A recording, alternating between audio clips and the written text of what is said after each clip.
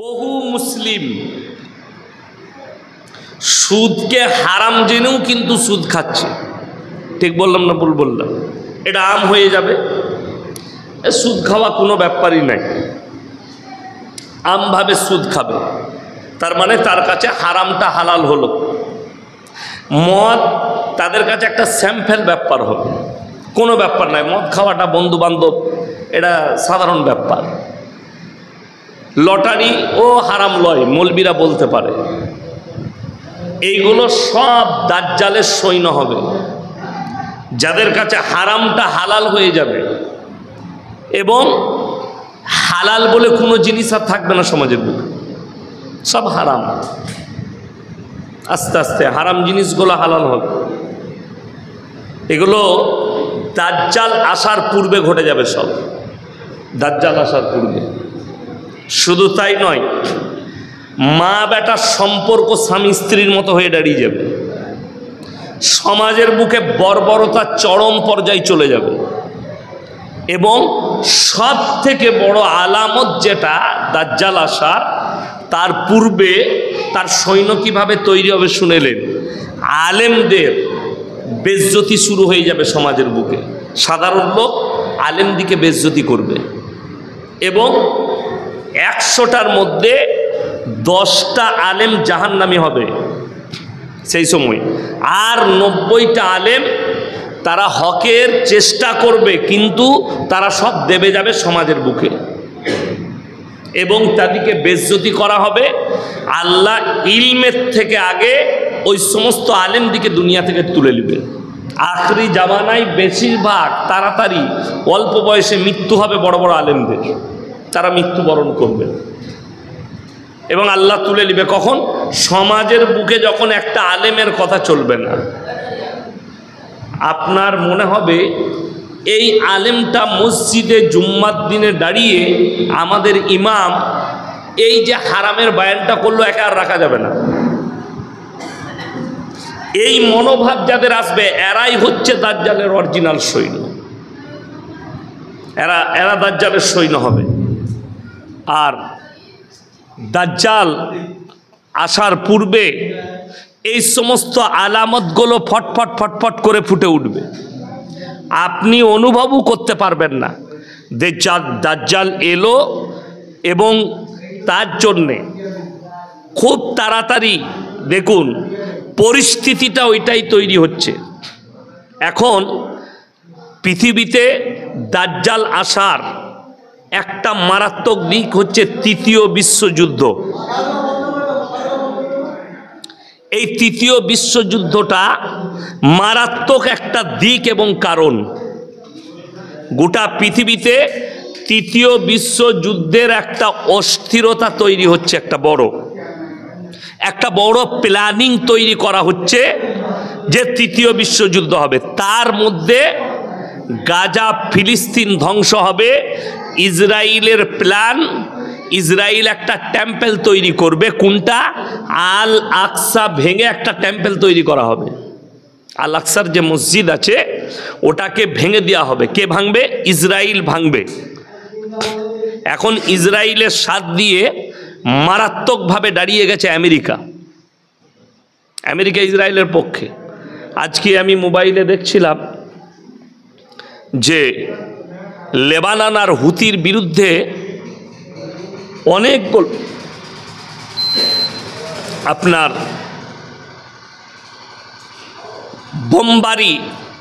Bumper যে এরোপ্লেনগুলো তারা বোমবারি করা হয়, মারাত্মকভাবে বোমবারি করেছে হুতিদের ওপরে। হুতি বিদ্রোহীদের ওপরে মারাত্মক বোমবারি হয়েছে।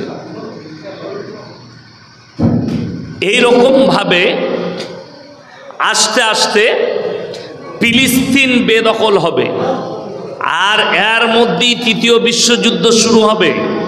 আর তৃতীয় বিশ্বযুদ্ধ শুরু হয়ে আল আকসা ধ্বংস হবে তৃতীয় বিশ্বযুদ্ধে। গোটা পৃথিবী জুড়ে 20 কোটি মুসলমানের প্রাণহানি হবে, 20 কোটি। সেখানে আপনার নম্বর আছে কিনা আপনি আল্লাহর কাছে চিন্তা করবেন। আমার বলার উদ্দেশ্য, আপনি ইস্তেগফার করে নামাজ পড়ে আল্লাহর কাছে কেঁদে কেঁদে তৈরি থাকুন। মৃত্যু একদিন হবেই, হবে না? হবে না? কথা বলেন। যতগুলো জানদার আছে, যাদিকে আল্লাহ প্রাণ দিয়েছে, আল্লাহর কসম মৃত্যুবরণ করবে। পৃথিবীর একটা প্রাণী, একটা মানুষ তারা গর্ব করে বলতে পারবে না যে আমি যতদিন ইচ্ছা করব বেঁচে থাকবো। না, আমার আল্লাহ যতদিন বাঁচিয়ে রাখবেন আপনি ততদিন থাকবেন, তার বাইরে আপনার থাকার ক্ষমতা নেই। যদি নিজের ইচ্ছায় কেউ বেঁচে থাকতো, ফেরাউন তো নিজেকে বলেছিল আলা রব্বুকুমুল আলা, আমি সর্বশ্রেষ্ঠ আর আমি তোমাদের রব। নিজেকে ফেরাউন আল্লাহ দাবি করেছিল না করেনি? তার দাবি খারিজ হয়ে গেছে। কি করে? আল্লাহ তাকে মৃত্যু দিয়ে দিয়েছেন, তার মানে তার অস্তিত্ব মিটে গেল। ফেরাউনের মতো বাদশার অস্তিত্ব যদি মিটে যায়, জেনে রেখে দিবেন পৃথিবীর আর কোনো রাজা বাদশা টিকতে পারবে না। আল্লাহ যতদিন হায়াত লিখে দিয়েছে ততদিনই দুনিয়াতে থাকতে পারবে। আর ইমাম মেহদি যে বেরিয়ে আসবে, ওই দাজ্জালের টেম্পেল তৈরি করার পরে, দাজ্জালের আত্মপ্রকাশের পরে ইমাম মেহদির মূল যুদ্ধ হবে ওই দাজ্জালের সাথে। আর দাজ্জাল কোনো তলোয়ার নিয়ে যুদ্ধ করবে না। আমরা ভাবি দাজ্জাল হয়তো তলোয়ার নিয়ে যুদ্ধ করবে, ভুল কথা।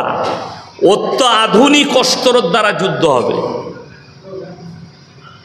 আর ইমাম মেহদি যে যুদ্ধ করবেন সেও অত্যাধুনিক অস্ত্র দিয়ে যুদ্ধ করবেন, এবং তার কাছে যে লস্কর থাকবে মুমিনদের, সেই দলটা খোরাসান থেকে বেরিয়ে আসবে। এবং তারা যে প্রথম বের হবে তারা ঘোড়ার ওপরেই বের হবে, কালো ঘোড়া থাকবে সবারই কাছে, এবং তাদের কাছে ইসলামের ঝান্ডা থাকবে। এটাই হবে ইমাম মেহদির দল। ইমাম মেহদির আত্মপ্রকাশ তখন ঘটবে যখন দাজ্জাল আত্মপ্রকাশ করবে। তারপর আমার বন্ধুগণ, আমার ভাই, আপনাদেরকে অনুরোধ করে বলছি, নিজের জন্য চিন্তা নেবেন, আমার জন্য লয়। আপনার পরিবার কি আপনার থাকবে এটাও আপনার চিন্তা আছে।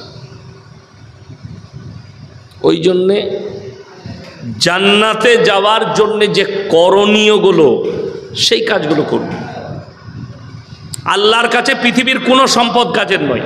আল্লাহ কোরআনে বলেছে, ইন্না জাআলনা মা আলাল আরদি জিনাতাল লাহা লিনাবলুয়াহুম আইয়ুহুম আহসানু আমালা। আমার কাছে আমি যে গোটা পৃথিবী সাজিয়েছি, এটা শুধুমাত্র আমার বান্দাদের জন্য, কোনো জীবজন্তু প্রাণীর জন্য নয়, কোনো জানোয়ারের জন্য আল্লাহ দুনিয়া সাজাইনি। যদি জানোয়ারের জন্য সাজাতো তাহলে আপনিও হয়তো কারো খাদ্য হতেন। কোনো জানোয়ারকে হুকুম দিত মানুষগুলোকে ধরে ধরে খাও, কিন্তু মানুষকে হুকুম দিয়েছে আমি যা পাঠিয়েছি সব উপভোগ করো। জোরে বলুন সুবহানাল্লাহ। আপনার কাছে যা দিয়েছে, যেগুলো হালাল করেছি উপভোগ করো, হারামগুলো থেকে অ্যাভয়েড করো।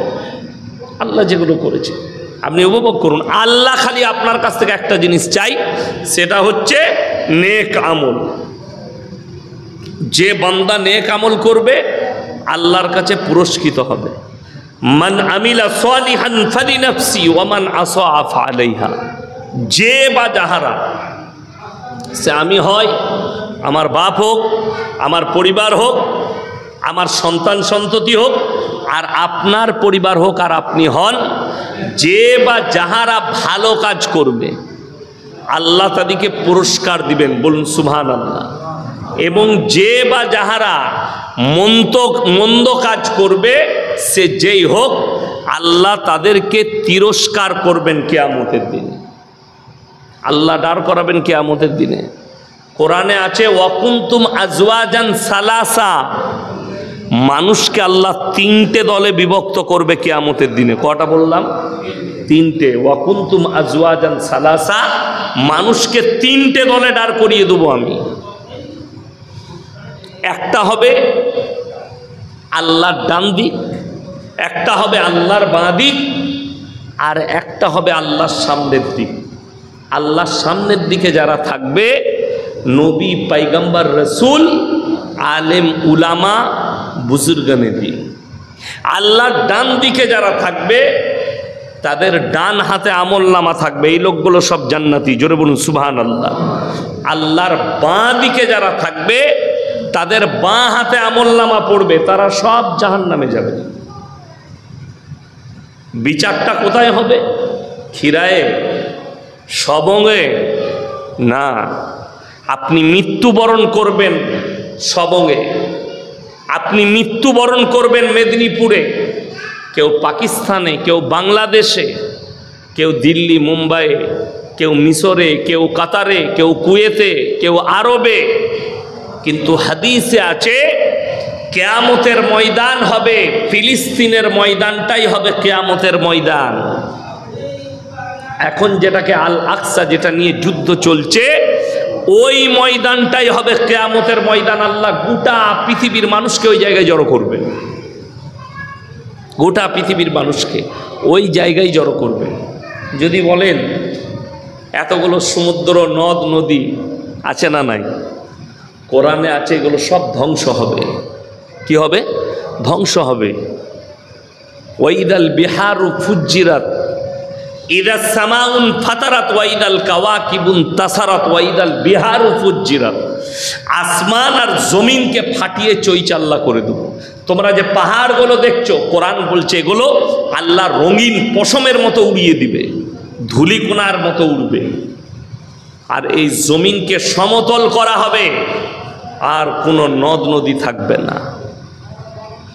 দুনিয়ার 4টা নদী জান্নাতীরা জান্নাতে পাবে। জোরে বলুন সুবহানাল্লাহ।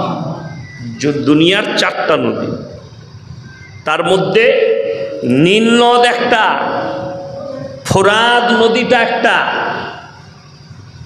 আর দাইয়ান আর সাইয়ান, এই 4টা নদী জান্নাতে থাকবে। তার মধ্যে উল্লেখযোগ্য হচ্ছে নীল নদ মিশরের, তার মধ্যে উল্লেখযোগ্য হচ্ছে ফোরাত নদী। আজকে দেখবেন, আমি মোবাইলে দেখছিলাম, বৈজ্ঞানিকরা আশঙ্কা করেছে যে 1 থেকে 2 বছরের ভেতরে সোনার দাম 56,000-এ নেমে আসবে। এখন 1,90,000, 92,000। এটা এমনি বলেনি, বিশেষজ্ঞরা বুঝতে পারছে। আল্লাহর রসুলের হাদিস, পৃথিবীতে 3য় বিশ্বযুদ্ধটা যেটা শুরু হবে, তার আগাজ করে দিয়েছে আমেরিকা। কি দিয়ে? শুল্ক দিয়ে। প্রত্যেকটা দেশের ওপরে শুল্ক চাপিয়েছে। যে যতটা ওদের কাছ থেকে ট্যাক্স দিবে, তার উপরে ততটা ট্যাক্স চাপিয়েছে। এখন আল্লাহ রসুলের হাদিসে আছে, ফোরাত নদীটা শুকিয়ে গিয়ে তার ভেতর থেকে সোনার পাহাড় বেরিয়ে আসবে, আর ওইটা নিয়ে যুদ্ধ শুরু হবে গোটা পৃথিবীর। আর 3য় বিশ্বযুদ্ধ শুরু হবে। 3য় বিশ্বযুদ্ধটা এমনি যুদ্ধ হবে না, পরমাণু যুদ্ধ হবে। ইরান 2টো দেশকে রাজি করে নিয়েছে। কাকে? রাশিয়া আর চাইনাকে, যে তোমরা আমাকে সাপোর্ট করো, আমি পরমাণু তৈরি করি। এখন সে করে নিয়েছে নাকি আল্লাহ ছাড়া কেউ জানে না, আর তার দেশ ছাড়া কেউ জানে না যে তারা পরমাণু তৈরি করে ফেলেছে কিনা। এইভাবে পৃথিবীতে আরও দেশ তৈরি হবে যাদের কাছে পরমাণু থাকবে, আর পৃথিবীতে পরমাণু যুদ্ধ হবে। এখন বর্তমানে প্রায় 16,000-এর ওপরে পরমাণু বোমা আছে। ওই 16,000 পরমাণু বোমা লাগবে না, খালি 10,000 পরমাণু বোমা যদি ইউজ হয়ে যায়, গোটা পৃথিবীতে ধ্বংস হয়ে যায়। বিশেষজ্ঞরা বলছে 3য় বিশ্বযুদ্ধ হলে এই যে মানুষগুলো দেখছেন, গড়ে 70 লাখ মানুষ মারা যাবে প্রত্যেক দিন, 70 লাখ। আর কিয়ামতের পূর্বে গোটা পৃথিবী জুড়ে খুব জোর হলে 200 কোটি মানুষ বেঁচে থাকবে, বাকিগুলো সব মারা যাবে যুদ্ধে, তছনছ হয়ে যাবে গোটা পৃথিবী। আর আল্লাহ তাআলা এই জমিন যেটা দেখছেন সব কিছু তুলে 40 গজ নিচে ভরে দিবে। যারা বিশ্বাস করবে না কোরআনকে তারা আফসোস করবে সেই দিনে। মুফতি তাকি উসমানী বলেছেন, নামাজিদের মজাক উড়ানো হবে। মানুষ সমাজের বুকে আল্লাহর নাম নিতে লজ্জাবোধ করবে। সমাজের বুকে আপনি বাজারে যাবেন, চায়ের দোকানে যাবেন, সমাজে মিশবেন, সেখানে এত বেঈমান তৈরি হবে মুসলিমদের, সেখানে একটা লোক আল্লাহর নাম নিতে লজ্জাবোধ করবে। কোরআনে আছে এই লোকগুলোই জাহান্নামে যাবে যারা মজাক উড়াবে। নামাজির মজাক হবে, আলেমদের মজাক হবে, দাড়ি টুপির মজাক হবে, বিভিন্ন জায়গায় সমাজের বুকে। কালকে শুনিয়েছি কোরআন। এখন দেখবেন আমাদের সমাজে কিছু লোক আছে ইচ্ছাকৃতভাবে নামাজ পড়ে না। ঠিক বললাম না ভুল বললাম? ইচ্ছাকৃতভাবে নামাজ আদায় করে না। এখন যদি এই গ্রামে সমীক্ষা করেন, আমি এই গ্রামে বায়ান করছি, গ্রামের কথা বলছি, 100টার মধ্যে 80টা লোক বেনামাজি পাওয়া যাবে আমার মনে হয়। কি বলছেন? 100টার মধ্যে 80টা বেনামাজি। আচ্ছা বলুন তো, এই বেনামাজিগুলো মুসলিম নয়? আমি অমুসলিম ভাইদের কথা বলিনি, তাদের জন্য নামাজ ফরজ নয়, তারা তাদের ধর্ম পালন করবে। আপনি কি আপনার ধর্মটা পালন করেছেন? আপনার আল্লাহকে বিশ্বাস করেছেন? করতে পারেননি। 80টা লোক বেনামাজি, তার মধ্যে 60টা এমন লোক পাবেন তারা তো সরাসরি ইচ্ছাকৃতভাবে নামাজ পড়ে না। আজান হচ্ছে শুনতে পায়, চায়ের দোকানে বসে থাকে, নামাজ পড়ার কোনো প্রয়োজন নেই। আর মসজিদে নামাজ হচ্ছে, মসজিদের পাশে বসে গল্প করছে। আপনাকে দেখিয়ে দিই, ইচ্ছাকৃতভাবে। আল্লাহ কোরআনে বলেছেন কিয়ামতের দিনে যখন জান্নাতীরা জান্নাতে প্রবেশ করবে আর জাহান্নামীরা জাহান্নামের দিকে যাবে, কোরআন নকল করছে, জান্নাতীরা দাঁড় করাবে সেই দিনে, আজকে তুমি মজাক উড়িয়ে নাও। নামাজি, দাড়ি টুপির, আলেমের মজাক উড়াও, কিয়ামতের দিনে তারা দাঁড় করাবে। ফি জান্নাতি ইয়াতাসাআলুনা আনিল মুজরিমিনা মা সালাকাকুম ফি সাকার। এই দাঁড়াও দাঁড়াও দাঁড়াও দাঁড়াও, নামাজি ভাইরা, এই জাহান্নামী ভাইরা দাঁড়াও। কি হয়েছে? তোমরা যে আজকে জাহান্নামে যাচ্ছ, তোমরা তো সেদিনে বলতে আমরা গ্রামের ভালো লোক, নামাজ পড়তে না, রোজা রাখতে না, আর বলতে আমরা ভালো লোক। আজকে জাহান্নামে কিসের জন্য যাচ্ছ? তারা 1 নম্বর উত্তর যেটা দিবে সেটা মারাত্মক। ক্বালু লাম নাকু মিনাল মুসাল্লিন, আমরা নামাজি মুসল্লি ছিলাম না, আল্লাহ তাই জাহান্নামে পাঠিয়েছে। ওয়ালাম নাকু নুতিমুল মিসকিন, এবং আমরা মিসকিনকে, গরিবকে খানা খাওয়াইতাম না, তাই আল্লাহ জাহান্নামে পাঠিয়েছে। ওয়া কুন্না নাখুদু মাল কয়দিন, এটা মারাত্মক। দাড়ি টুপি নামাজি মুসল্লিদের দেখে হাসি ঠাট্টা বিদ্রুপ করতাম, আর তাদের সঙ্গে আমরাও থাকতাম, মজাক উড়াতাম দাড়িওয়ালাদের, নামাজিদের, তাই আল্লাহ আজকে জাহান্নামে পাঠিয়েছে। এটা বড় প্যাথেটিক। কিয়ামতের আলামতের মধ্যে এই শব্দটা আছে। নামাজিদের মজাক হবে, দাড়ি টুপিওয়ালাদের মজাক হবে, আলেমের সমাজের বুকে মজাক উড়ানো হবে। সমাজের বুকে লজ্জায়, ভয় আলাদা জিনিস, লজ্জায় মানুষ আল্লাহর নাম নিবে না। লজ্জায়, যদি আমার এখানে মজাক হবে, এখানে তো কেউ নামাজি নাই, এখানে তো কেউ আল্লাহ বলনেওয়ালা নাই, আমি এখানে আল্লাহ বলবো কেন? কিছু এমন মুমিন থাকবে তারা নিজের বাড়ি আর আল্লাহর ঘর ছাড়া বাজার ঘাটে যেতে পারবে না। যে পরিস্থিতিটা দাঁড়াবে কিয়ামতের পূর্বে, আপনি তাকিয়ে দেখুন না। ওপেন বাজারে মুসলিম লটারি বিক্রি করছে, ঠিক বললাম না ভুল বললাম? একদম ওপেন, সকলে তাকে চিনে যে এটা আমার গ্রামের মানুষ, সকলে জানে এই লোকটা মুসলিম, সে মুসলিমের কাছেই লটারি বেচছে। এর থেকে বড় দলিল আর কি দিবেন কিয়ামতের আলামতে? প্রকাশ্যে একটা মুসলিম গ্রামে মুসলিম বাস করছে, অথচ সে প্রকাশ্যে সুদ খাচ্ছে, সুদের কারবার করছে। অথচ কোরআনে আছে ওয়াহাল্লাল্লাহুল বাইয়া ওয়া হাররামার রিবা, সুদ হারাম আর ব্যবসাকে আল্লাহ হালাল করেছে। অথচ মানুষ ব্যবসা ছেড়ে সুদটাকে তার ব্যবসা করেছে।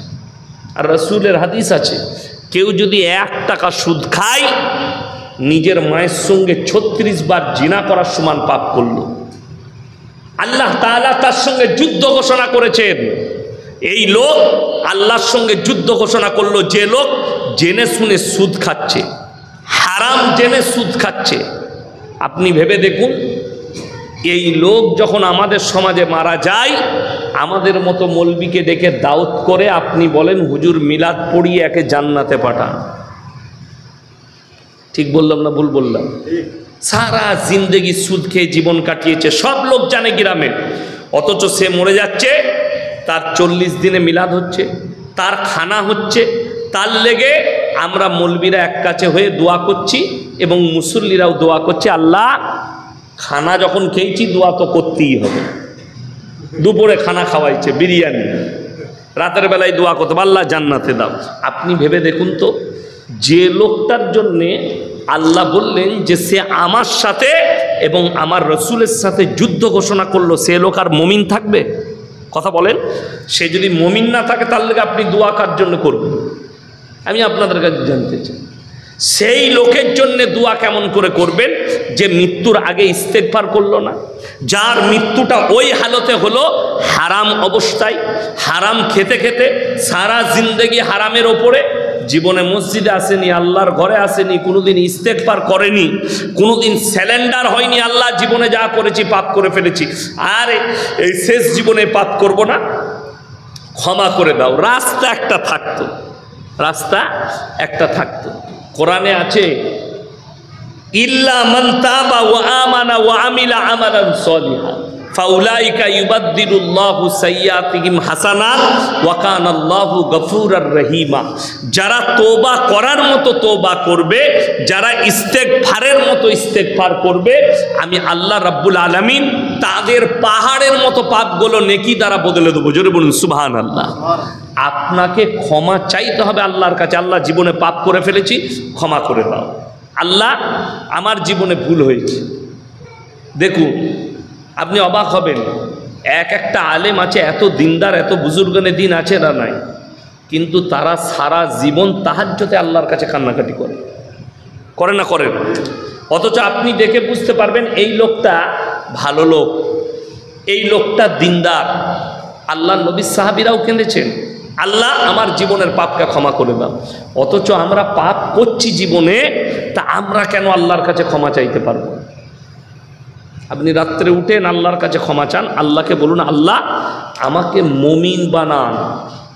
মুমিন, আখরি জামানা চলছে বলে যাচ্ছে, আমি আবার এই শব্দ ব্যবহার করছি, আখরি জামানা। আজকে বহু যুবক আলেম দিকে আমাদিকে ভালোবাসছে। কিসের ভালোবাসা? অন্তরের লয়, মুখের ভালোবাসা। ইয়াসিন সাহেবের গলাটা ভালো লাগে, ইয়াসিন সাহেবের বলাটা ভালো লাগে, কিন্তু ইয়াসিন সাহেবের কথা আমল করাটা ভালো লাগবে না।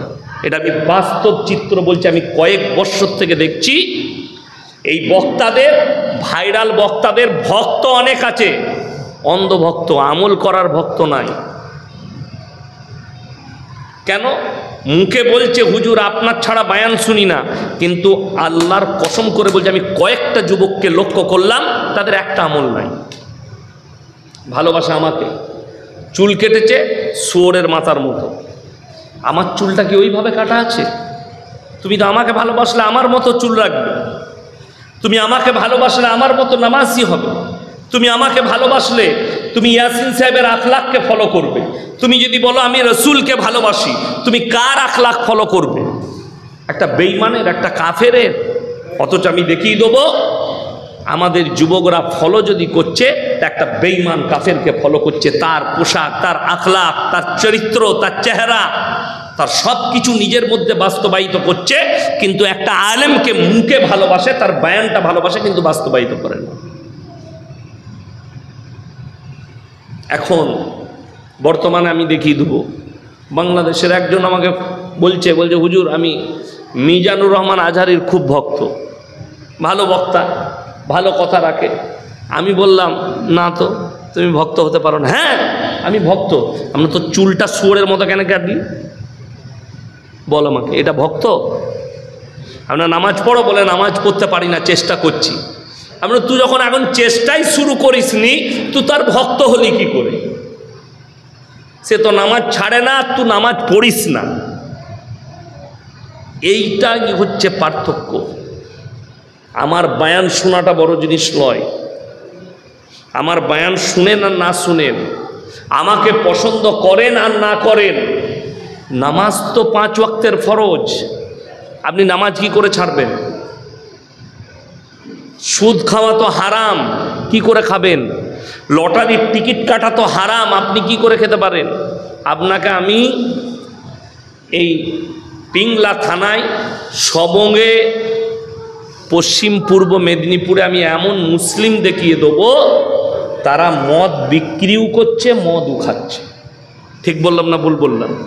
অথচ সে জানে মদ হারাম, মদের ব্যবসা হারাম, মদ স্পর্শ করা হারাম, গাঁজা খাওয়া হারাম, গাঁজার ব্যবসা হারাম। আপনি যদি আমার জেলায় যান, বিশ্বাস করুন আমি গুনে গুনে দেখাবো মুসলিম দোকানগুলো এবং মুসলিম যুবকগুলোকে যারা গুমটির মধ্যে বসে গাঁজা ব্যবসা করছে। কখনো কখনো পুলিশে খবর পেলে তাদেরকে তুলে নিয়ে যাচ্ছে।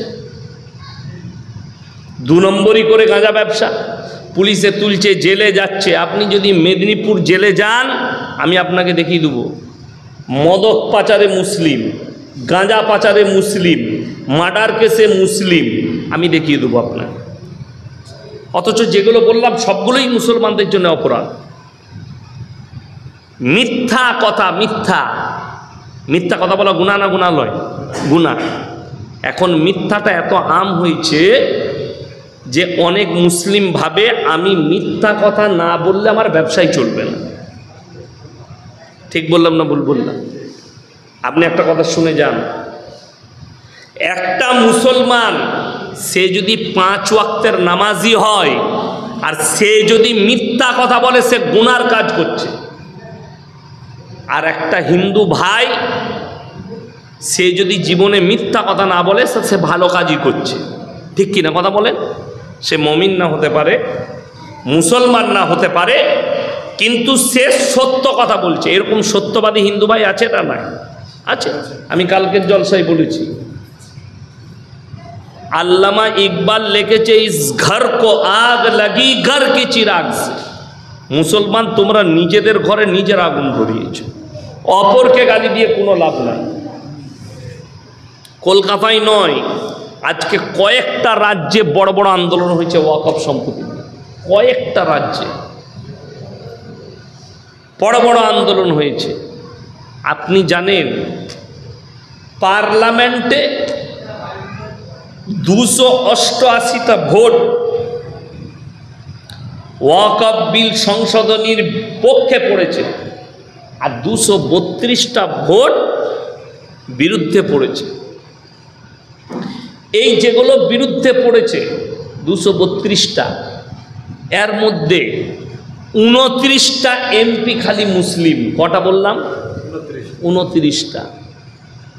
বাকি 203টে ভোট আপনার পক্ষে যারা দিয়েছে তারা দেশের বিভিন্ন ধর্মের মানুষ, বিভিন্ন ধর্মের। তার মানে আপনি একটা কথা মাথায় রাখবেন যে একটা মানুষ অপরাধ করলে গোটা কমিউনিটি দায়ী নয়। আমাদের দেশে অনেক লোক আছে, মসজিদে যাব নামাজ পড়তে, জুতো চুরি হয়, বলে না? বলে না? চোর কখনো নামাজি লয়, চোর নামাজি সেজে যায়। নামাজিরা কোনোদিন চোর হতে পারে না। যে প্রকৃত নামাজি হবে, আল্লাহর ভয়ে নামাজ পড়বে, সে চোর হবে? সে চোর লয়, চোর নামাজি সেজে যায়।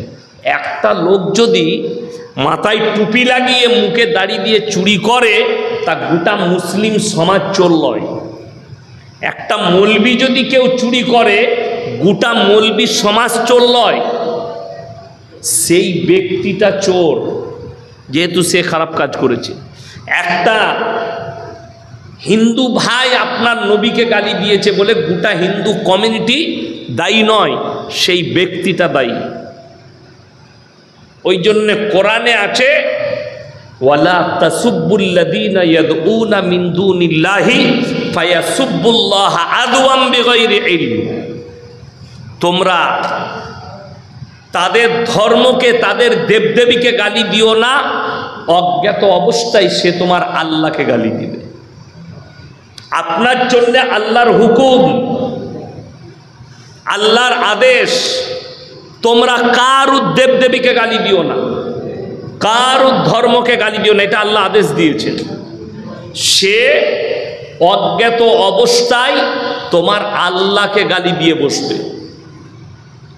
ওই জন্যে আপনাকে খুব সাবধান থাকতে হবে, এইখানটাই লাগাম দেন। আপনি আপনার ধর্মকে পালন করুন, আপনার নামাজ পড়ুন, আল্লাহকে চিনুন, আপনার কাছ থেকে কেউ ক্ষতিগ্রস্ত হবেন। আচ্ছা বলুন তো, নবীজি সাল্লাল্লাহু আলাইহি সাল্লামকে বেঈমান কাফেররা তয়েফের মাটিতে রক্তাক্ত করেছিল না করেনি?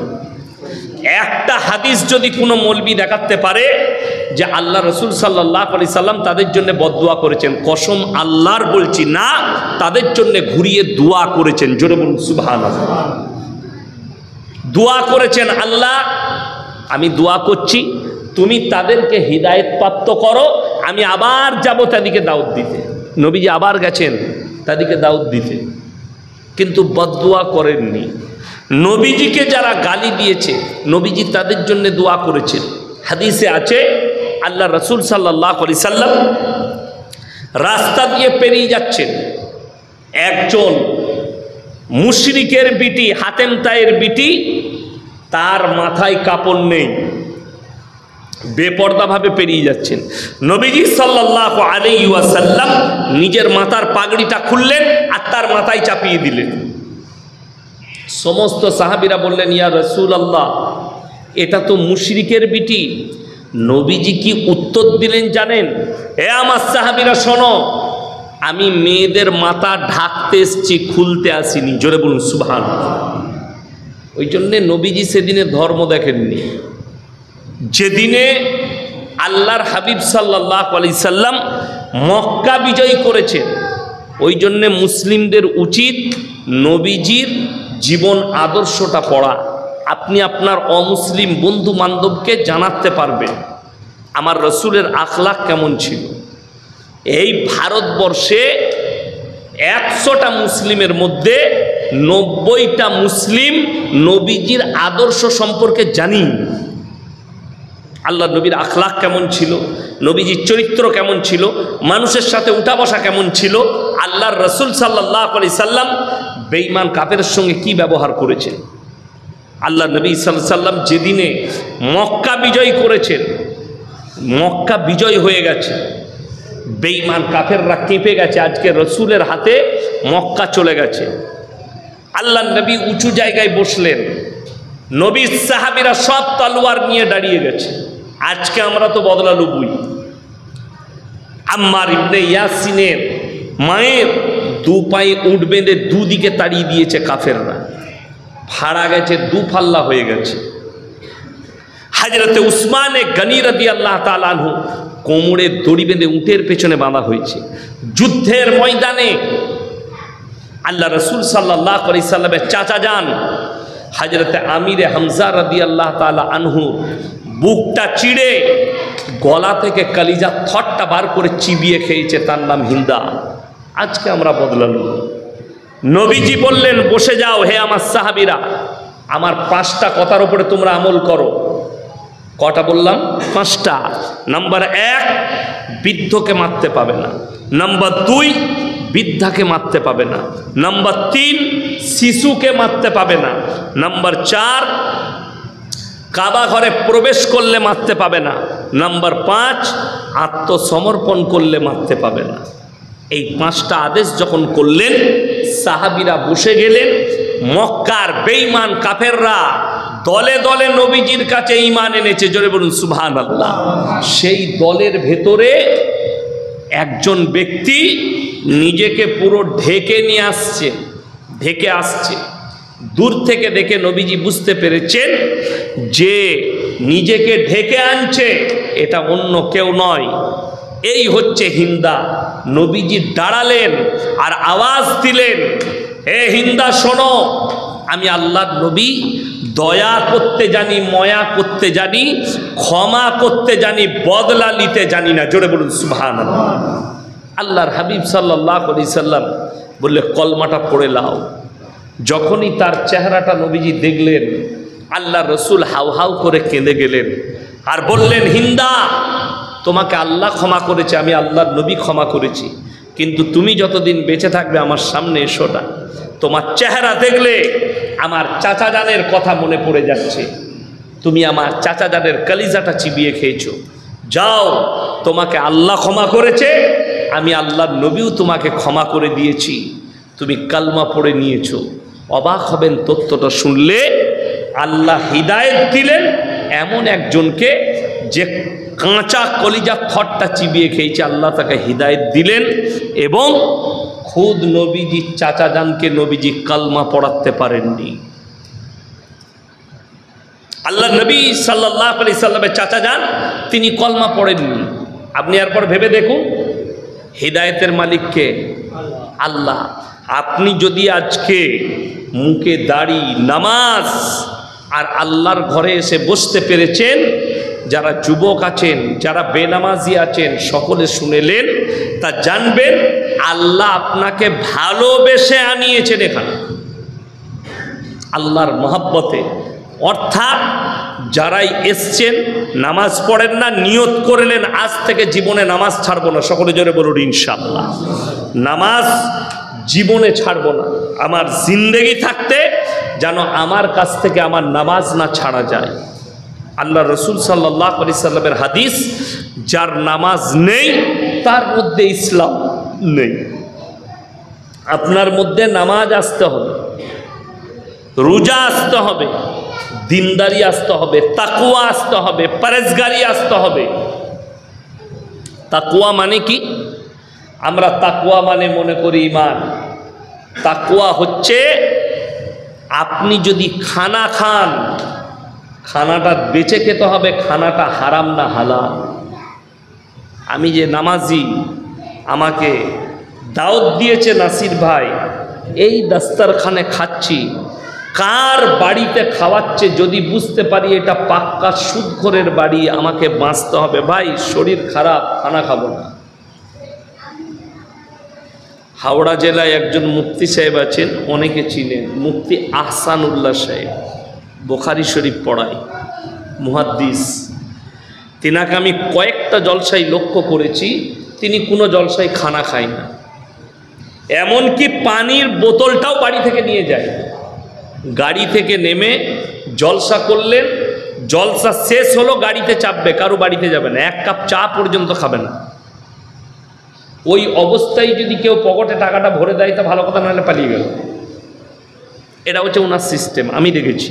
মানে তাকওয়া। আপনি বাজারে গেছেন কলকাতায়, ভোগ লেগেছে, খাবেন। অনেক মানুষ আছে দেখবেন বাড়ি থেকে মুড়ি নিয়ে যায়, বিস্কুট কিনে খায়, কিন্তু কোনো হোটেলে খেতে যায় না। কি? সেটা তার তাকওয়া, হারাম নয়, আপনি হোটেলে খেতে পারেন, কিন্তু তাকওয়া। আপনাকে বিয়ে ঘরে দাওয়াত দিয়েছে, আপনি এমন একজন ব্যক্তি নামাজ পড়েন, আপনি দেখলেন সেই বিয়ে বাড়িতে অনেকগুলো হারাম কাজ হচ্ছে, শরীয়ত বিরোধী কাজ হচ্ছে, তাকওয়া করলেন আমি ওখানে খেতে যাব না। এটাকে বলা হয় তাকওয়া, হারাম নয়, তাকওয়া।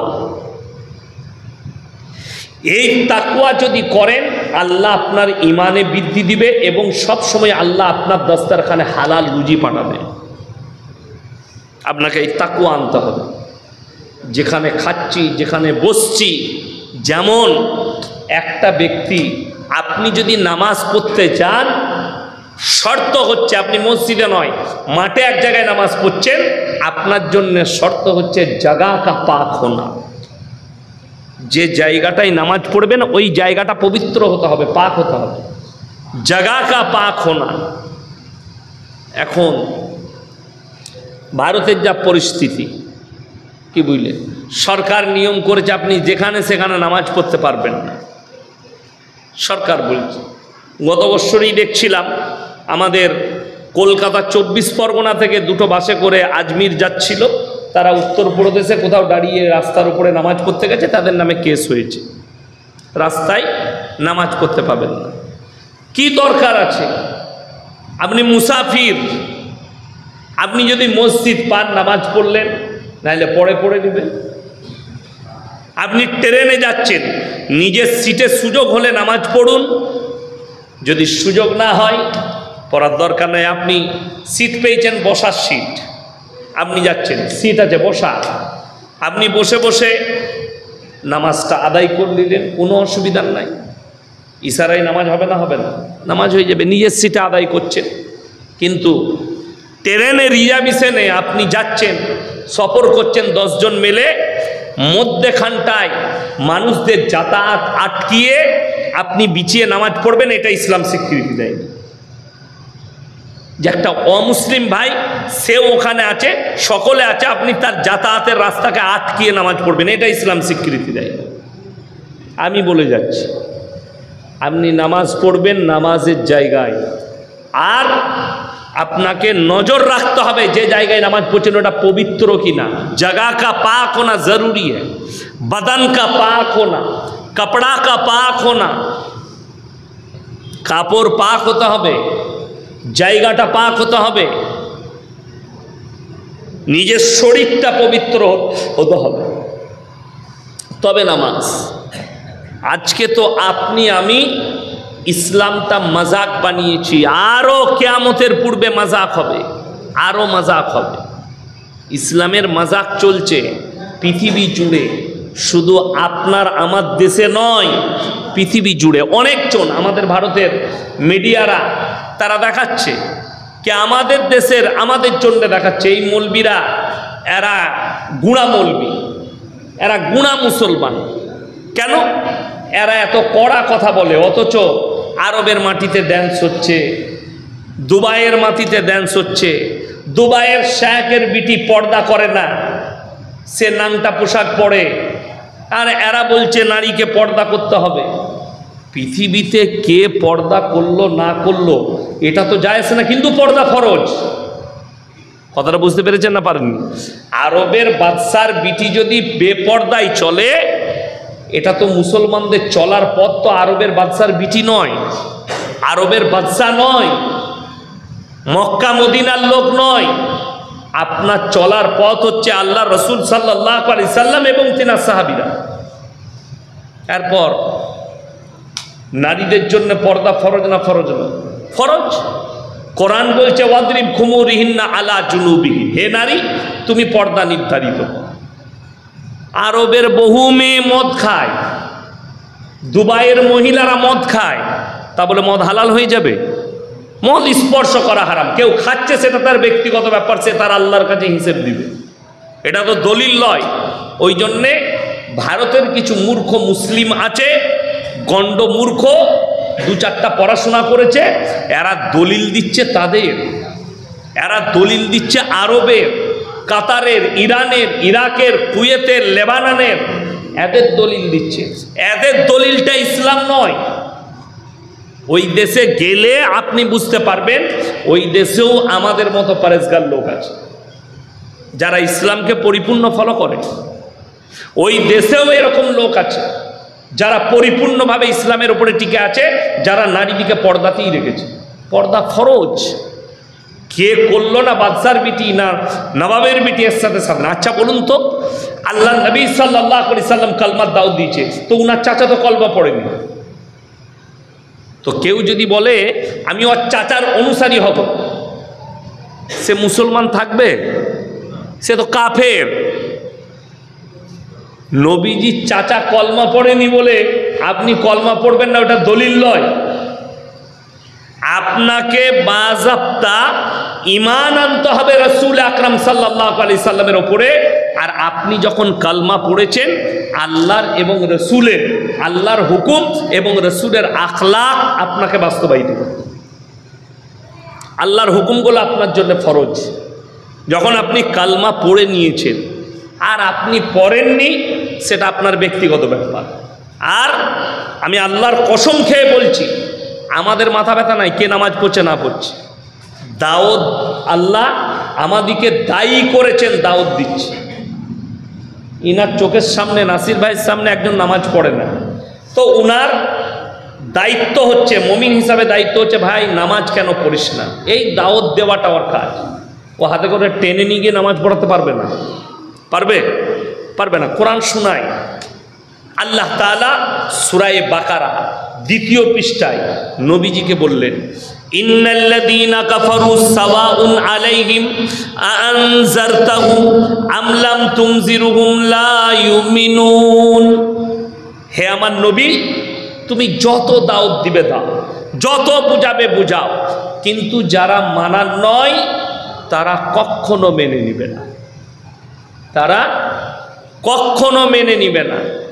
আল্লাহ নবী সাল্লাল্লাহু আলাইহি সাল্লাম কাঁদলেন, ওগো আল্লাহ, কেন তারা কোরআনের কথা মানবে না, আপনার কথা আমার কথা মানবে না? আল্লাহ উত্তর দিলেন, খাতামাল্লাহু আলা কুলুবিহিম, তাদের হৃদয়ে তালা মারা গেছে। তালা, কুলুব মানে হচ্ছে হৃদয়, তাদের হৃদয়ে তালা মেরে দিয়েছি, আর দাওয়াত প্রবেশ করবে না। তারা এত পাপ করেছে, আমি আল্লাহ তালা মেরে দিয়েছি। ওয়া আলা সামঈহিম, আর তাদের কানেতে মোহর মেরে দিয়েছি, কানে মোহর মেরে দিয়েছি। আল্লাহ ডাক পড়বে, আল্লাহ দাওয়াত যাবে, তার কানে প্রবেশ করবে।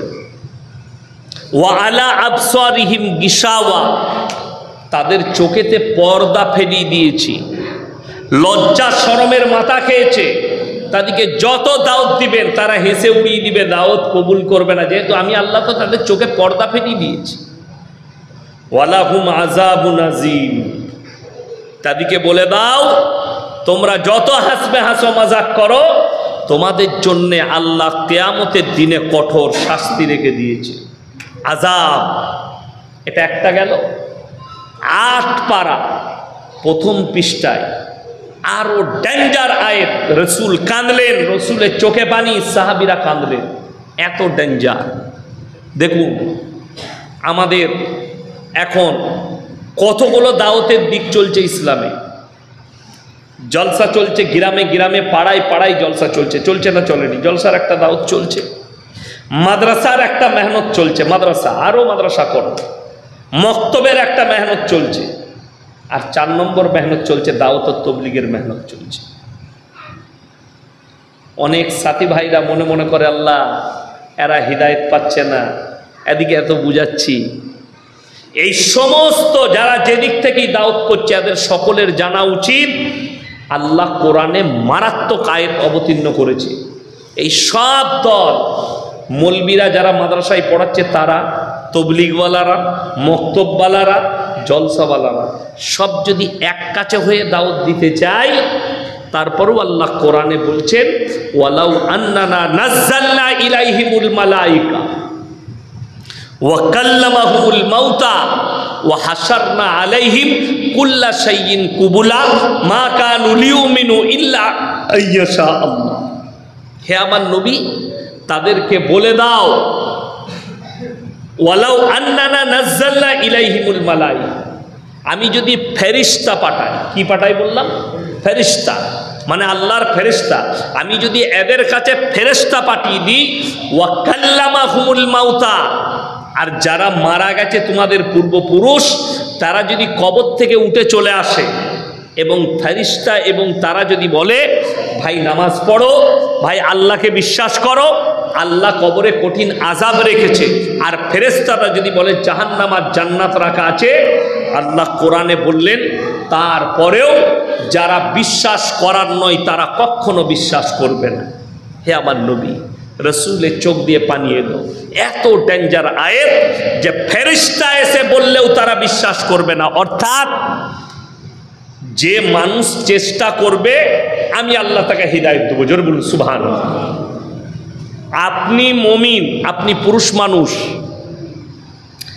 আপনাকে চেষ্টা করতে হবে আপনার পরিবার কি করে নামাজি হবে। আপনি দাওয়াত দেন পরিবারকে, সন্তানকে দাওয়াত দেন, মেয়েকে দাওয়াত দেন, স্ত্রীকে দাওয়াত দেন। স্ত্রী নামাজ পড়ে না, আপনি দাওয়াত দেন যে নামাজ কিন্তু পড়ো, নামাজ ছাড়া উপায় নাই, তুমি ফেরে পড়বে।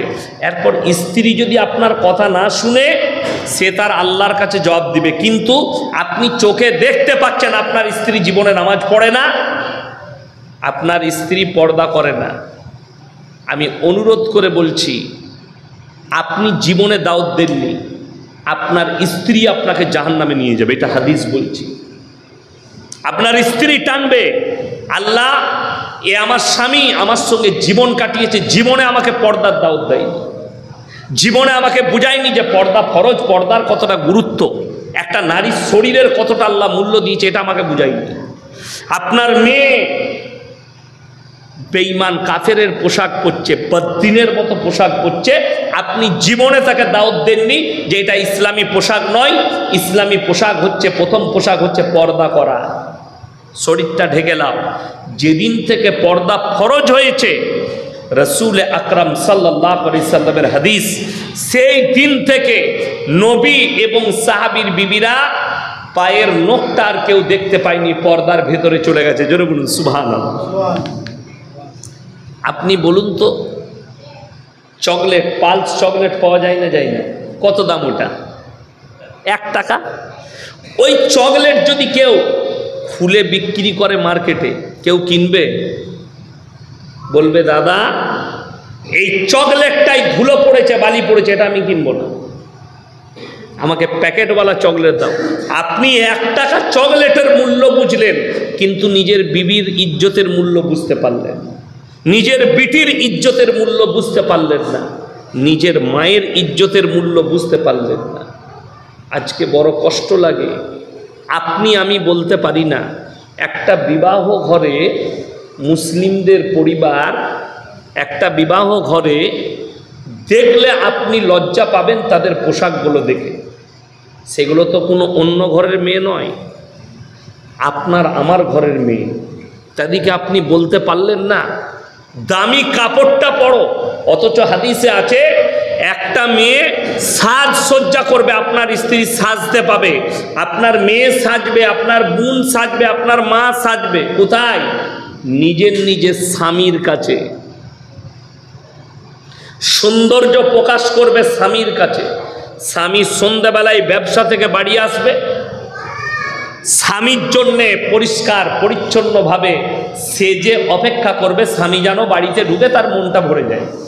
এইটা হচ্ছে রসুলের হাদিস। কিন্তু আমার মায়েরা নিজের সৌন্দর্যতা, নিজের কাপড়, নিজের জিনিসপত্র, নিজের চেহারার নমাইশ অন্য পর পুরুষকে দেখানোর জন্য ব্যবহার করে। এই মহিলারা জাহান্নামে যাবে। রসুলের হাদিসে আছে আখরি জামানায় মারাত্মক 2টো কারণে মহিলারা জাহান্নামে যাবে। বেশিরভাগ মহিলা 2টো কারণে বেশিরভাগ জাহান্নামে যাবে। নাম্বার 1, স্বামীর অবাধ্যতা। কার অবাধ্যতা বললাম? স্বামীর। নাম্বার 2, বেপর্দা করার কারণে। এই 2টো কারণে মারাত্মকভাবে তারা জাহান্নামে প্রবেশ করবে। এই 2টো কারণে। আমার বন্ধুগণ, আমার ভাই, আমি আপনাদেরকে অনুরোধ করে বলে যাচ্ছি, নিয়ত করেলেন আমরা আমাদের ফ্যামিলিকে পর্দায় আনবো। জোরে বলুন ইনশাআল্লাহ। আপনি আপনার সন্তানকে নামাজের দাওয়াত দেন। দেখুন, আপনার ফ্যামিলি নামাজ পড়েন, আপনি এক কাজ করুন, আপনি মসজিদে ফরজ নামাজ পড়বেন, বাড়িতে গিয়ে সুন্নতগুলো আদায় করুন, আপনার পরিবারের মধ্যে নামাজের প্রভাব পড়বে। আপনি মসজিদে ফজর পড়বেন, ফজরের সময় উঠে স্ত্রীকে তুলে বলুন আমার জন্য পানি নিয়ে এসো, উজু করব। অনেকজন মনে মনে করে আমি আমার বউকে ভালোবাসি, ওকে উঠালে চলবে না, ঘুমের ডিস্টার্ব হবে। তোর নামাজ পড়াটা বেকার হবে, তোর ফজর পড়াটা বেকার। স্ত্রীকে তুলো আর বলো আমাকে উজুর পানি দাও। উজুটা করলেন, নামাজের পাটিটা দাও, সুন্নত পড়ব। আপনি 2 রাকাত সুন্নত নামাজটা বাড়িতে পড়ুন, আর ওই পাটিটা ছেড়ে স্ত্রীকে বলুন আমি নামাজটা পড়ে আসি, তুমি নামাজটা আদায় করো। আপনি চলে এলেন, আপনার স্ত্রীকে দাওয়াত দেওয়া হলো। এরপরে আপনার স্ত্রী যদি না পড়ে আপনাকে ধোঁকা দেয়, সে নিজেকে ধোঁকা দিবে, আপনাকে নয়। ব্যাস, আল্লাহর ওপরে ভিড়ে দিবেন। কিয়ামতের দিনে আল্লাহকে বলতে পারবেন, আল্লাহ দেখবেন অনেকজন আমাদের বায়ানের মধ্যে কিছু গাফলতি আছে। অনেকজন বলে যে কারোর বউ যদি নামাজি না হয় তার স্বামীও জাহান্নামে যাবে। বলে না, বলে না, ব্যাখ্যাটা, কথাটা ঠিক, ব্যাখ্যাটা ভুল। সেই স্বামীরা জাহান্নামে যাবে টেনে নিয়ে যারা স্ত্রীকে জীবনে দাওয়াত দেয় না, যারা নার নিজের ফ্যামিলিকে দাওয়াত দেয় না। কোরআনে আছে। যদি এটা সত্য হয় যে স্বামী স্ত্রীকে দাওয়াত দিয়েছে, মেয়েকে দাওয়াত দিয়েছে, বোনকে দাওয়াত দিয়েছে, মাকে দাওয়াত দিয়েছে, তারা কবুল করেনি, তারপরেও যদি স্বামী একটা পুরুষ জাহান্নামে যায়, আমি তাদের কাছে জানতে চাই, আল্লাহ তাআলা কোরআনে ঘোষণা করেছেন দুজন নবীর বিবি জাহান্নামে যাবে, একজন নূহ নবী, একজন লূত নবী। এখানে ব্যাখ্যা কি আছে জানেন? লূত নবী তার পুরো জিন্দেগিটা দাওয়াত দিয়েছে তার স্ত্রীকে, কবুল করেনি, যার কারণে আল্লাহ নবীজিকে বললেন নূহ নবীর বিবি আর লূত নবীর বিবি জাহান্নামী। তারা মারাত্মক তিনটে অপরাধ করেছে। কটা বললাম? তিনটে। নাম্বার 1 স্বামীর অবাধ্যতা, নাম্বার 2 আল্লাহকে বিশ্বাস না করা, নাম্বার 3 আল্লাহর নবীকে বিশ্বাস না করা। এই তিনটে অপরাধে তারা জাহান্নামে যাবে। আপনি ভেবে দেখুন, আপনার স্ত্রী কি আপনার বাধ্য না অবাধ্য? হাদিসে আছে একটা স্ত্রী, মহিলা, তার স্বামীর হুকুম ছাড়া পায়ের নখটা বাড়ির বাইরে বের করতে পারবেন। আপনি কলকাতায় আছেন, কাজ করেন, আপনার শ্বশুর মারা গেছে, মেয়ের বাপ মারা গেছে, আপনার স্ত্রীর জন্য হুকুম হচ্ছে স্বামীকে আগে ফোন করে বলবে আমার আব্বা মারা গেছে, আমি কি সেখানে যেতে পারি? স্বাভাবিক একটা স্বামী হুকুম দিবে, দিবে না? দিবে না? চলে যাও, পর্দার সহিত চলে যাও। কিন্তু স্বামী নেই, স্বামীর হুকুমের দরকার নেই, অনেক মহিলা পাড়া ঘুরে বেড়ায় বিনা হুকুমে, অনেক মহিলা বিনা হুকুমে বাজারে চলে যায়, স্বামীর হুকুমের প্রয়োজন মনে করে না। এই মহিলারা জাহান্নামে যাবে আখরি জামানায়। দুটো কারণ, এক বেপর্দা, এক স্বামীর অবাধ্যতা, দুটো কারণ। ওই জন্যে আপনি একা নামাজি, আমাদের দেশের অনেক লোক মনে করে আমি ভাই মসজিদে যাব, গ্রামের কিচ্ছু জানি না, আমি নামাজ পড়বো, পালিয়ে আসবো, কার কি করছে কে কি করছে দেখবো না। এ লোক মুমিন লয়। আপনি বাড়ি থেকে বের হবেন, মসজিদ আসা পর্যন্ত আপনার বাড়ি থেকে যদি দেখেন কোনো মুসলিম যুবক বসে আড্ডা মারছে, আপনার হুকুম হচ্ছে আপনি তাকে দাওয়াত দিবেন, ভাই আজান হয়ে গেছে নামাজ পড়বি না, আপনি দাওয়াত দিন, রোজ দাওয়াত দেন, আপনার মজাক উড়াক তারপরেও দাওয়াত দেন। ভাই রোজা কেন রাখিসনি বিনা কারণে, আপনি তাকে দাওয়াত দেন। আপনার তরফ থেকে আপনি ক্লিয়ার। আপনি মসজিদে এসে দেখলেন একজন মসজিদের একটা মালকে অপচয়, মানে পানি অপচয় করছে, উজুর কলটা খুলে দিয়ে গল্প করছে ফোনেতে, কলটা চলছে। আপনি মুমিন তখন যখন তাকে হক বলবেন, এই ভাই গল্প করছিস কর, কলটা বন্ধ করে দিয়ে কর, আগে কথা বলে নে তারপরে কলটা খুলবি, নাহলে এক কাতরা পানিরও হিসাব আল্লাহ নিবেন। এটা ভাববেন না। আপনি কি মনে করছেন? আল্লাহর কসম করে বলছি, যতগুলো দানা আপনি খাচ্ছেন আল্লাহ অতটা দানা আপনার রুজি মেপেছে, আর এক একটা দানার হিসেব দিবে। ওই জন্য রাসূলের সুন্নত আছে, প্লেটটা চেটে খাও, একটা ভাতও যেন পড়ে না থাকে, প্লেটটা চেটে খাও। আজকে বলুন নাসির ভাই আর আমার বাপের বয়সী যারা আছে তাদের মনে থাকবে নাকি জানি না, আমি ছোটবেলায় দেখেছি প্রতি গ্রামে প্লেট থাকতো ভাত খাবার অনুষ্ঠান, ঠিক কি না? ছোট ছোট প্লেট থাকতো, কোনো অনুষ্ঠান হলে, বিয়ে বাড়ি হলে, কোনো ভোজন হলে তাতেই খানা খেত মানুষ নিচেই বসে। তখন কিন্তু সুন্নত ছিল। এখন প্যান্ডেল এলো, কাগজের প্লেটে বসে খাচ্ছে, যে যেরকম পাচ্ছে খাচ্ছে। এমনও প্লেট দেখতে পাওয়া যায়, প্লেটটা দেখে মনে হচ্ছে এটা থেকে কোনো কুত্তা খেয়ে উঠে গেল, চারিদিকে পড়ে আছে, প্লেটে পড়ে আছে। এক একটা দানার হিসেব আল্লাহর কাছে লাগবে, এক একটা দানার হিসাব। ওরা বদদুয়া দিবে। আপনি রসুল কেন বলেছেন প্লেটটা চেটে লাও, আঙ্গুলটা চুষে নাও, তোমার হাতে যেন একটাও ভাত না লেগে থাকে। আপনি ড্রেনে গিয়ে হাত ধুয়ে দিলেন, হাতে ভাত আছে, সেই ভাতগুলো পায়খানা বাথরুমে ড্রেন দিয়ে যাচ্ছে, একটা দানা বদুয়া দিবে। পৃথিবীতে যতগুলো ধর্ম আছে সব ধর্মে এই খাবার নিয়ে কথা বলা হয়েছে। এটার কদর করো, এটা উপরওয়ালার দান। তা না হলে হসপিটালে যান, আপনি দেখতে পাবেন কারোর লল ভরা আছে, এইদিকে লিকুইড খাবার খাচ্ছে, মুখ দিকে খাবার ক্ষমতা নেই। আপনি এক লুকমা ভাত খেতে পাচ্ছেন, আল্লাহর কাছে কেঁদে শুকর আদায় করুন, আল্লাহ তুমি আমাকে এক লুকমা খানা খাইয়েছ। মুখের দান, মুখে খাওয়ার টেস্ট বেশি না নল দিয়ে খাওয়ার টেস্ট বেশি? মুখে খাবার, আপনি চিবিয়ে খাবেন একটা খানা, তার টেস্ট বুঝতে পারবেন।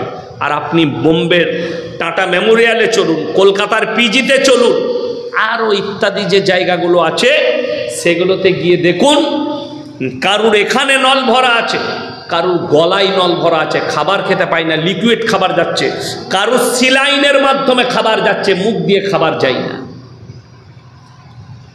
আল্লাহর কুদরত, রুচি আল্লাহ মাপে, রুচি আল্লাহ মাপে। আল্লাহর কাছে বলবেন, আল্লাহ শুনেলেন।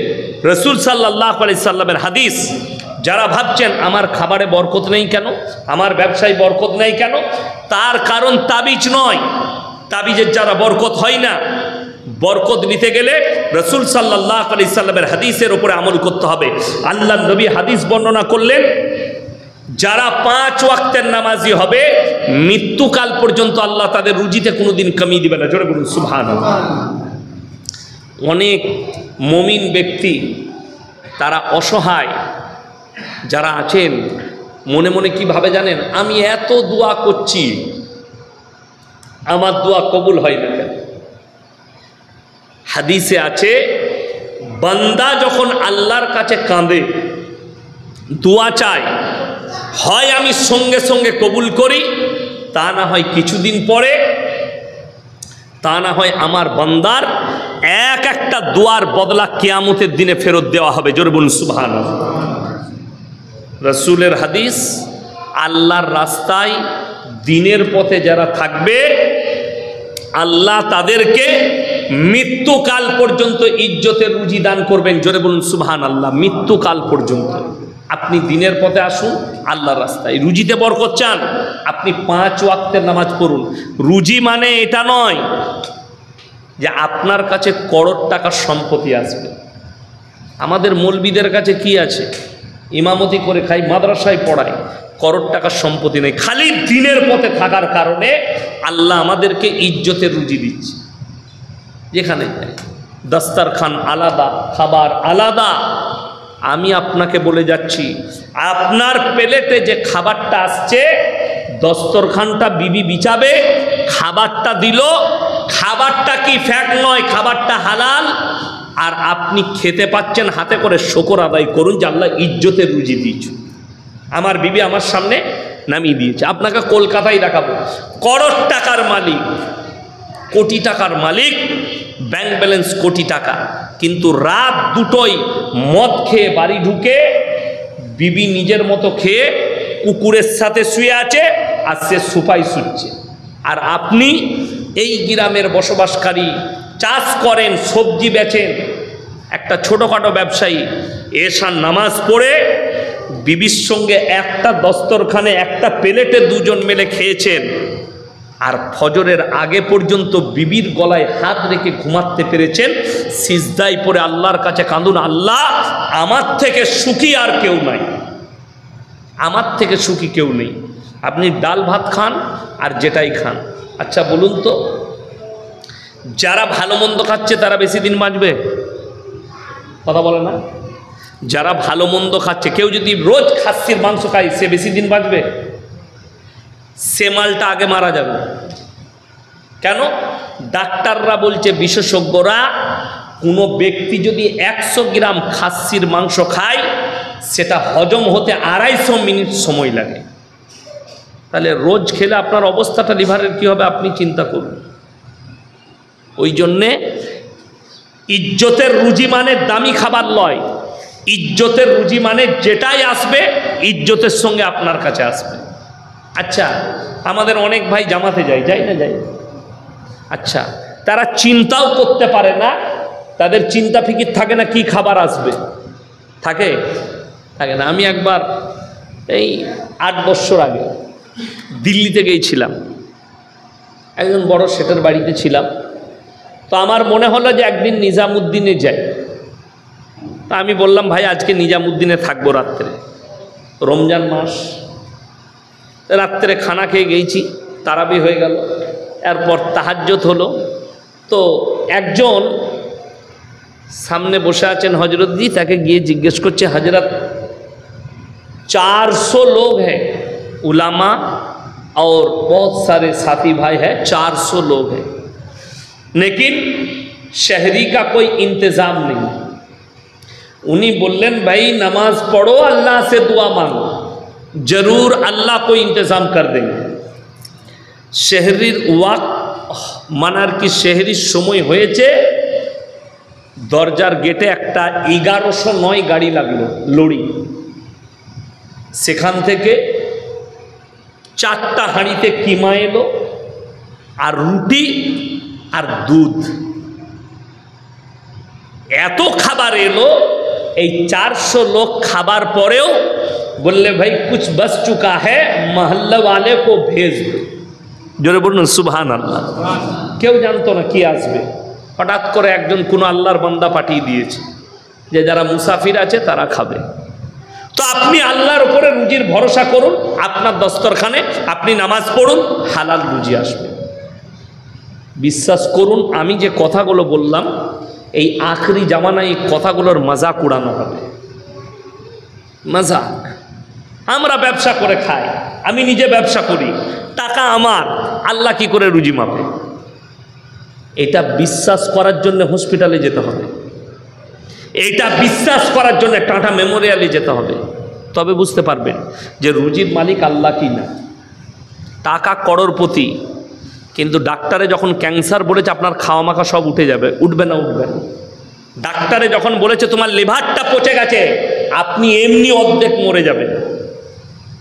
ডাক্তারে যখন বলবে তোমার কিডনি ফেল, পানি কম খাবে, আপনি ভেবে দেখুন আপনি আর পানি খেতে পারবেন না। মৃত্যুর ভয়ে কোনো মানুষকে যদি বলা হয়, কোনো ডাক্তারে বলে তুমি খুব তাড়াতাড়ি মারা যেতে পারো, তবে কি করবে? বলে শুয়োরের পায়খানা খেলে তুমি বেশি দিন বাঁচবে। সেই লোক শুয়োরের পায়খানা খাবে। আমি চ্যালেঞ্জ দিলাম বাঁচার লেগে, ঠিক বললাম না ভুল বললাম? এটা চ্যালেঞ্জ দিলাম। মানুষ, একটা বয়স্ক লোক চাচা মারা যাচ্ছে, আপনি তাকে বিছানায় গিয়ে বলুন, চাচা তুমি মরে গেলে ভালো হয় বলো, তোমাকে ওই অবস্থাতেই লাত মারবে। মারবে না? মারবে না? কোনো মানুষ চাই না যে আমি মারা যাই। এই যে আমার চাচার বয়সী যারা আছে, এরা যখন রাতের বেলায় ঘুম ভেঙে যায় আর মনে পড়ে যে আমি কালকে মারা গেলে কি হবে, এই চাচাদিকে জিজ্ঞেস করুন, এদের চোখের পানিতে বালিশগুলো ভিজে যায় যখন মৃত্যুর কথা মনে পড়ে। আল্লাহর কসম, কবর এক মারাত্মক জায়গা। 3টে প্ল্যাটফর্ম অতিক্রম করে 4 নম্বরে আপনার ঠিকানা হবে। 1 নম্বরে বসে আছেন এই দুনিয়া, 1 নম্বর প্ল্যাটফর্ম। ওয়ামাল হায়াতুদ দুনিয়া ইল্লা মাতাউল গুরুর। এই দুনিয়া তোমাদের জন্য সম্পূর্ণ ধোঁকা। নাম্বার 2 প্ল্যাটফর্ম হচ্ছে কবর। দুনিয়ার পরে কবরে আপনাকে যেতেই হবে, রুহের জগতে আপনাকে যেতে হবে। আমরা মনে করি কবরে আযাব হয় না, মানুষের শরীরের আযাব হয় না, রুহের আযাব হয়। শরীর তো মিটে যাবে, ওই রুহটার আযাব হয়। নাম্বার 3, কিয়ামতের ময়দান। আল্লাহ যখন কিয়ামতের দিনে মানুষকে তুলবেন, ওই শরীরটাই হবে অরিজিনাল শরীর। এগুলো নকল, মরে যাব পচে যাবে। অরিজিনাল শরীর আল্লাহ দিবেন কিয়ামতের দিনে। আর সেই দিনে তোমার শরীরের লিভারের কোনো কন্ডিশন থাকবে না, কিডনির কোনো ফাংশন থাকবে না। কেন? পানি পান জান্নাতে করবে, প্রস্রাবের প্রয়োজন হবে না। জোরে বলুন সুবহানাল্লাহ। খানা খাবেন, পায়খানার প্রয়োজন হবে না, আল্লাহ অটোমেটিক গায়েব করবেন। এটা জান্নাত বলছি। এই জান্নাত জাহান্নামের কথা শুনে অনেক বেঈমান, অনেক কাফের, অনেক মুসলিম তারা মজাক উড়াবে। আজকে ভারতে মিডিয়ায় তাকালে দেখতে পাবেন হুড়ের মজাক উড়ানো হচ্ছে। হুড়ের, মুসলমানরা বলছে হুড় পাবে, এটা নিয়ে অনেকজন মাজাক উড়াচ্ছে, কে উড়াচ্ছে জানি না। তো এটা কিয়ামতের আলামত। যেমন রসুলের হাদিস আছে, তোমরা যদি তোমার বিবিকে জান্নাতি করতে পারো, জান্নাতে নিয়ে যাও। কিয়ামতের দিনে জান্নাতে আপনি যখন আপনার বিবিকে প্রথম দেখবেন, এক দেখাতে 40টা বৎসর কেটে যাবে। জোরে বলুন সুবহানাল্লাহ। আল্লাহ এতটা সৌন্দর্যতা দান করবেন কেন? এই দুনিয়াতে তো আমাদের 3টে সময়। যে চাচাদের দেখছি দাড়ি পেকে গেছে, আজকে আমাকে দেখছে। আমার নাসির ভাই আমার আব্বাজিকে যখন দাড়ি কালো তখন থেকে দেখে আসছে, ঠিক কি না? দাড়ি কালো, জংজঙে কালো, ইয়ং আমার মতো, তখন থেকে দেখছে। মন্না শওকত সাহেব এখন বুড়ো হয়ে গেছে, দাড়িগুলো পেকে গেছে। আমিও ওই দিনে যাব। 3টে সময় মানুষের জীবনে, শিশুকাল, যৌবনকাল আর বৃদ্ধকাল দুনিয়াতে। আর আল্লাহর কসম, কিয়ামতের দিনে যে শরীরটা দান করবেন আবাদান আবাদ, আর কোনোদিন বুড়ো হবে না। সবাইকে আল্লাহ নারী এবং পুরুষকে চির কিশোর আর কিশোরী করে দিবেন। জোরে বলুন সুবহানাল্লাহ। তোমাদেরকে আর বুড়াপা স্পর্শ করবে না সেখানে। আবাদান আবাদার জিন্দেগি দান করবেন। জান্নাত আর জাহান্নামটা হচ্ছে 4 নম্বর প্ল্যাটফর্ম।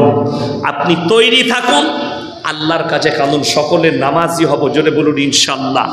আল্লাহ তাআলা আমাদের সকলকে পরেজগার মুত্তাকি বানাক, দিনদার তৈরি করুক। আল্লাহ তাআলা আমাদের সকলের হায়াতে বরকত দেখ। আর যতক্ষণ আছি জীবনটা যেন আল্লাহর রাস্তায় অতিবাহিত করতে পারি। সকলে জোরে বলুন ইনশাআল্লাহ। কে কি বলছে লক্ষ্য করেন না, কে কি বলছে আপনি দেখেন না। আপনি নিজেকে চিন্তা করুন, আমি নবীর উম্মত, আমার আখলাক হবে রসুলের মতো, আমি আল্লাহকে বিশ্বাস করি, আমার চলাফেরা হবে আল্লাহর আদেশ মোতাবিক। আপনার দ্বারা কেউ কষ্ট পাবে না। আল্লাহ তাআলা আমাদের সকলকে কবুল করুক, আজকের রাত্রিকে কবুল করুক, আজ জলসাকে আল্লাহ কবুল করেলে।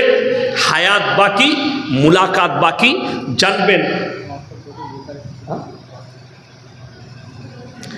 ওয়াকফ বোর্ডের বয়ান বহুত চলছে, আমাকে আর বোঝানো লাগবে না।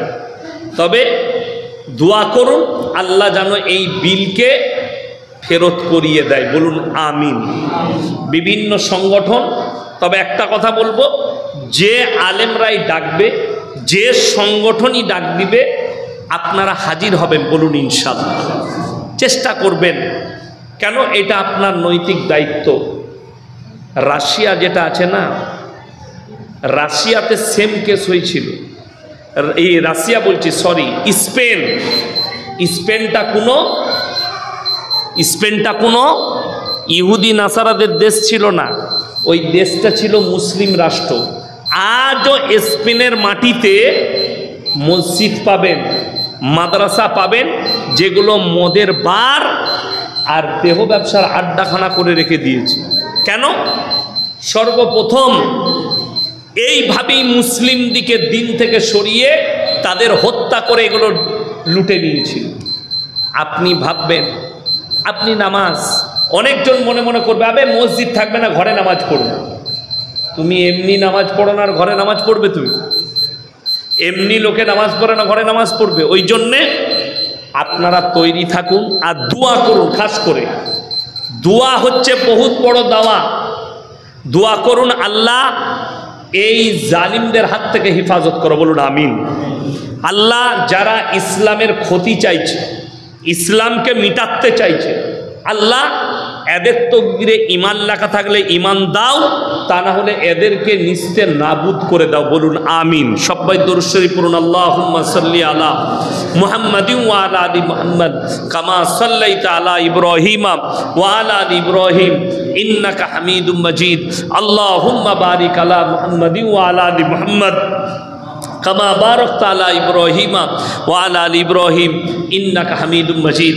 রব্বানা আতিনা ফিদ দুনিয়া হাসানা ওয়া ফিল আখিরাতি হাসানা ওয়া কিনা আযাবান নার।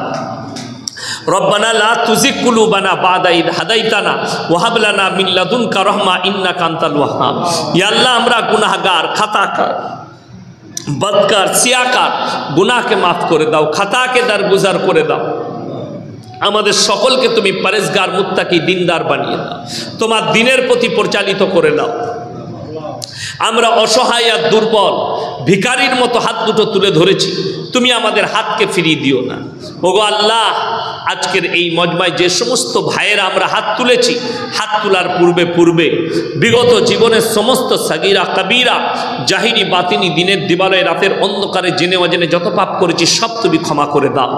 আমাদের পূর্বপুরুষ যারা দুনিয়া থেকে চলে গেছে তাদের কবরের দিকে জান্নাতুল ফিরদৌসের দরজা খুলে দাও। ওগো আল্লাহ, আমরা যখন দুনিয়া থেকে যাব আল্লাহ কালমার সঙ্গে খাতমা নসিব করো, কিয়ামতের ময়দানকে আসান করে দিও, তোমার রসুলের হাতে হাউজে কাউসার তুমি দান করো। ওগো আল্লাহ, আমাদের সমস্ত মুসলিম ভাইকে ফিতনের ফিতনা থেকে, হাসমিনে হাসাদ থেকে তুমি হেফাজত করো, হিংসুকের হিংসা থেকে তুমি হেফাজত করো। ওগো আল্লাহ, যারা দিন ইসলামকে মিটাতে চাইছে তাদের তকদিরে ঈমান লেখা থাকলে ঈমান দাও, তা না হলে পৃথিবীর মানচিত্র থেকে মুছে দাও, নিস্তের নাবুদ করে দাও। ওগো আল্লাহ, যেভাবে চললে তুমি রাজি খুশি হবে সেইভাবে তুমি আমাদেরকে পরিচালিত করে নাও।